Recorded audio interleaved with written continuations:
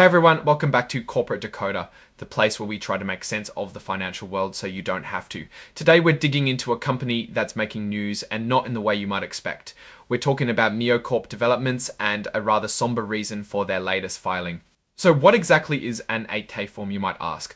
Think of it as a company's way of quickly telling the world about big events that aren't expected to happen regularly. It's like a special bulletin for important news. Now, NioCorp Developments Limited is the company in focus. You might know them as a company working on developing a big project in Colorado. But today, the news isn't about their project progress.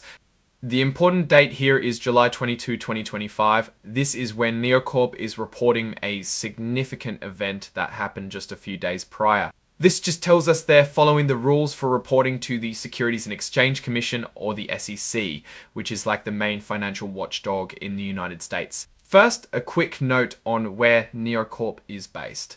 They are incorporated in British Columbia, Canada. So while they operate in the US and are listed on a US stock exchange, their home base is north of the border. This number here, 00141655, is their commission file number. It's like their official ID with the SEC. And this other number, 981622185, is their IRS employer identification number. This is essentially their tax ID number in the US. Their main office is located in Centennial, Colorado. And here's their phone number if you ever need to reach them directly. These boxes are for special circumstances. Companies might use this form to also cover other reporting rules. But for NioCorp's situation, they're not checking these. It means this 8K is solely for the main news they're announcing. So what does NioCorp actually have out there for people to invest in? Their main stock trades under the symbol NB. And you can find these NB shares on the Nasdaq stock market, a major global stock exchange. Besides common shares, they also have something called warrants. Think of warrants as options to buy shares at a certain price in the future.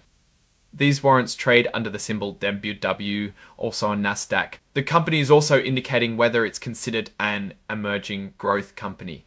This is a classification for newer companies that can sometimes have a bit more flexibility with certain reporting rules. NioCorp is not checking this box, meaning they are not qualifying as an emerging growth company. Now we get to the heart of the filing, which falls under item 301. This section typically deals with news about a company potentially being removed from a stock exchange or not meeting the rules to stay listed. This is the difficult news.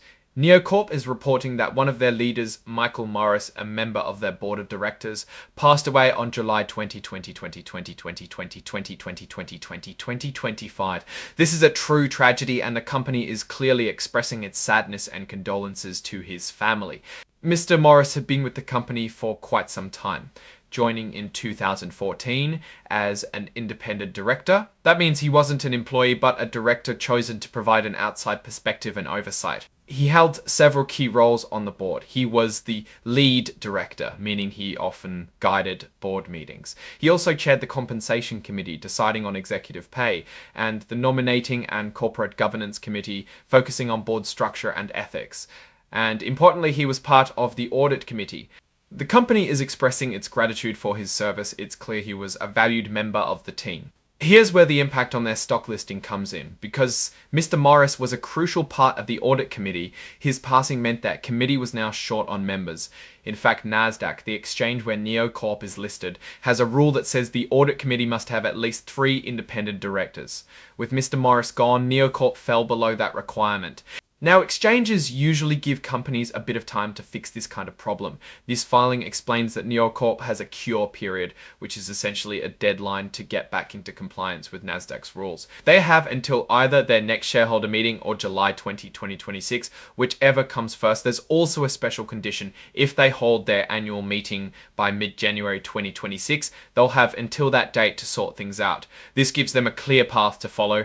But NioCorp didn't just wait around. On the very same day they notified Nasdaq, July 22, 2025, the board acted quickly. They appointed Dean Kale, who was already a director, to fill Mr. Morris's spot on the audit committee. This was done immediately. And because of this appointment, NioCorp believes they have now met Nasdaq's requirement for having at least 3 independent directors on their audit committee.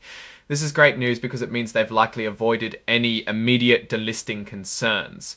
These next parts are all about the formal sign-offs. The report is officially dated July 22, 2025. This shows that NioCorp Developments Limited is the entity making this filing. And this is the authorized signature, and he holds the title of Chief Financial Officer or CFO. It's common for the CFO to sign off on these types of official reports. So what's the big picture here? NioCorp is facing a difficult moment with the passing of a respected board member. However, they've acted swiftly and decisively to address the immediate compliance issue with Nasdaq. Their proactive approach in appointing a new member to the audit committee shows good governance and a commitment to staying listed. While this report doesn't dive into financial numbers, it highlights a key aspect of corporate life: the importance of board structure and compliance with exchange rules.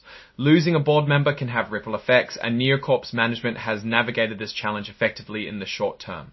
The real story here is about resilience and quick problem solving in the face of unexpected loss.